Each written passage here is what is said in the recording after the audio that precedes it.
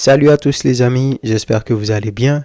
Bienvenue dans cette nouvelle vidéo. Real Madrid, Atlético de Madrid, match nul, un but partout. Le Real qui se déplaçait sur le terrain de l'Atlético au Wanda Metropolitano. Donc match nul, un but partout et un score qui reflète la réalité du match tout simplement. Deux équipes qui se sont mis en 4-4-2.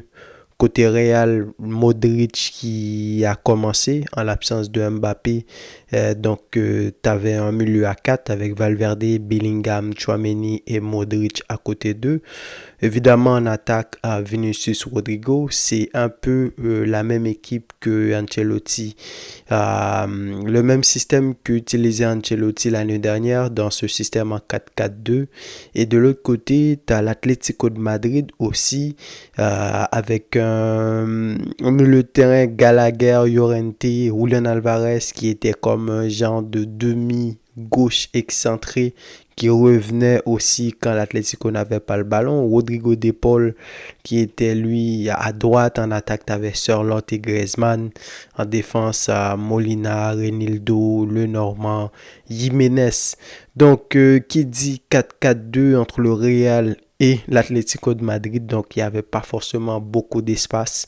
Le Real qui était quand même un peu supérieur, même si en première mi-temps, il n'y a pas eu grand-chose, avec un Vinicius, un Rodrigo qui sont esselés avec des Renildo, des Jiménez, un Gallagher surtout.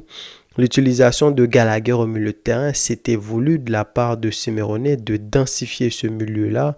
Un Gallagher qui est beaucoup plus combatif, mais n'empêche que à ce moment-là, il te manque de créativité. Tu as un Llorente, Gallagher, De Paul qui est peut-être celui qui pouvait de temps en temps prendre cette responsabilité-là dans les sorties de balles.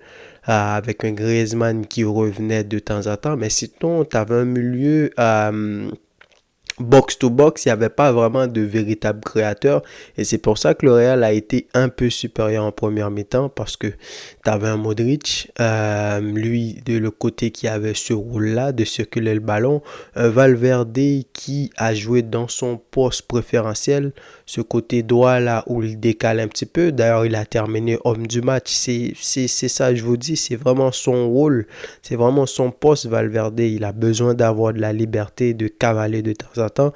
Il a tenté quelques frappes. Il y avait un coup franc qui n'a pas été cadré. Il a fait un tir. Oblak a fait l'arrêt. Et donc, voilà, c'est ça.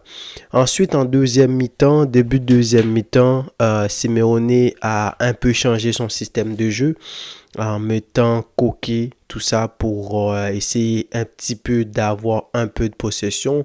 Là, on a vu un Atlético beaucoup plus entreprenant, surtout en début de deuxième mi-temps. Mais pareil, pas vraiment beaucoup de choses à se mettre sur les dents, malgré la rentrée de Samuel Lino aussi, lui sur le côté qui a un petit peu changé le match. Mais le Real aussi, c'est que le Real est solide. Le Real est vraiment solide. Quand ils mettent cette défense, Mendy, Militao, Rudiger, Carvajal et t'as Tchouaméni devant eux, ils défendent à 5 derrière. C'est très difficile de leur faire bouger. Et ça, s'il y a un point fort que le Real a, c'est ça. C'est vraiment une équipe qui est difficile à faire bouger. Et avec un Valverde qui revient aussi, qui est capable de partir très vite en transition. Donc voilà, c'est ça. Le Real a marqué un but sur une action un peu polémique. Vinicius qui a bien joué le coup, ça fait partie du jeu, même si on peut s'énerver et tout, ça fait partie du jeu. Beaucoup de gens ont dit qu'il n'y avait pas faute, mais moi aussi j'ai vu qu'il n'y avait pas faute, mais ces genres d'actions-là, l'arbitre ne peut pas revenir là-dessus parce que c'est un coup franc qu'il a donné. Et ça fait partie du jeu. Donc Modric qui a donné la passe à Vinicius sur le coup franc, qui a centré.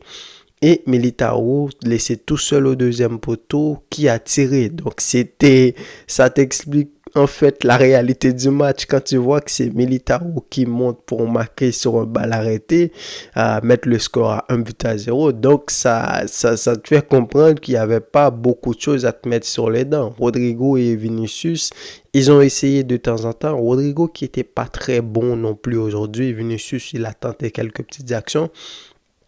Mais Rodrigo, il y avait moins de prise de risque de son côté. J'ai même trouvé Bellingham beaucoup plus entreprenant que lui aujourd'hui dans ce match-là. Ensuite, vers les 95e minutes de jeu, Correa qui est parti devant Rudiger, qui a reçu une passe. Est-ce que c'est Depaul qui a fait la passe et qui a marqué?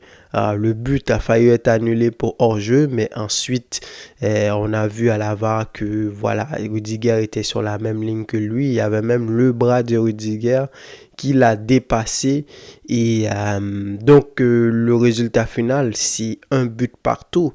Alors, s'il n'y avait pas grand-chose sur le terrain en termes de spectacle footballistiquement parlant, mais en dehors du terrain, il y avait des tensions. Déjà avant le match, les supporters, ils ont dit qu'ils allaient venir masquer tout ça pour Vinicius pour éviter de se faire voir quand ils allaient l'insulter.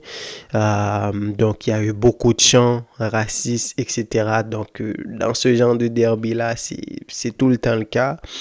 Le match aussi qui a dû s'arrêter pendant une bonne dizaine de minutes, je crois. Après le but du Real, Courtois, qui est, d'après les vidéos, est allé narguer les supporters. Eux qui n'ont pas aimé, ils ont lancé des briquets partout sur le terrain.